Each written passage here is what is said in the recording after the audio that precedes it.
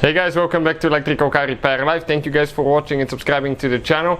If you guys have now any of those vehicles, guys, Chrysler 200, Fiat 500 or Dodge Ram City Master, guys, with the 2.4 Multiair engine, guys, today will be super helpful video to you guys. We're going to explain what you need to do to replace your Serpentine belt, how to remove it, how to replace it, all that stuff. As you can see, guys, the engine is out of the car. That same engine is being used in all these vehicles. We got it out because, guys, we have more than 100 videos on that engine alone.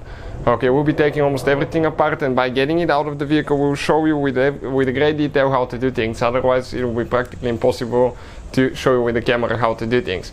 In addition, we'll have more than 200 videos on every car we get at the shop. Our mission is to save you guys as much money as we can. So please subscribe to the channel and like the video.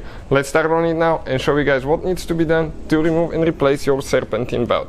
Okay, you can see this is, guys, the engine right here, 2.4 Multiair engine. It's being used, guys, as I said, Chrysler 200, it's been used on Fiat 500, and it's been used, guys, on Dodge Pormaster, I think, City. So check this one out as well. Now, this is, guys, your belt. How you get to the belt if the engine is in the car? You will, guys, need to remove your air filter box. Once you remove the air filter box, this is your Serpentine belt tensioner. Okay, you can see that guy right here. This is your water pump, crankshaft pulley, idle pulley, AC compressor and alternator.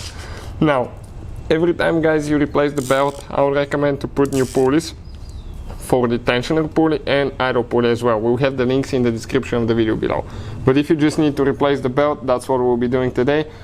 The link for the new belt will be listed in the description of the video below, guys, so you can check out if you need to buy one, where you can get one for a good price. That's where we get our parts from. We need 16mm socket now, or 5/8 works as well, and we're going to go clockwise. Okay, and it's going to compress the tensioner.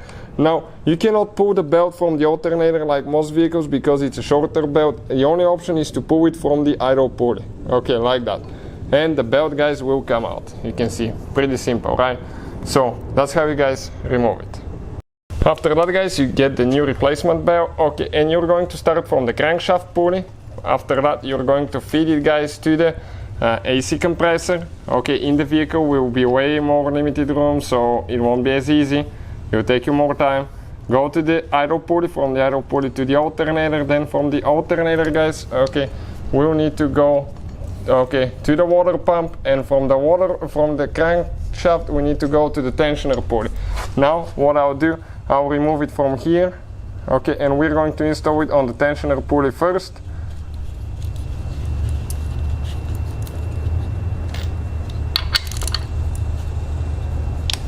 Okay, and now, guys, I'm going to go ahead and install it, okay, on that idle pulley now. Perfect. Okay, and now we let go. This is the whole procedure, guys. Hopefully the video will be helpful. If you cannot reach your crankshaft pulley, you might need to get the fender liner loose so you can get to it. The tensioner pulley, excuse me, or the crankshaft pulley on the bottom if you cannot reach to install it, but other than that, you should be able to get it. Thank you for watching, guys. Please subscribe to the channel for more videos, and see you guys next time.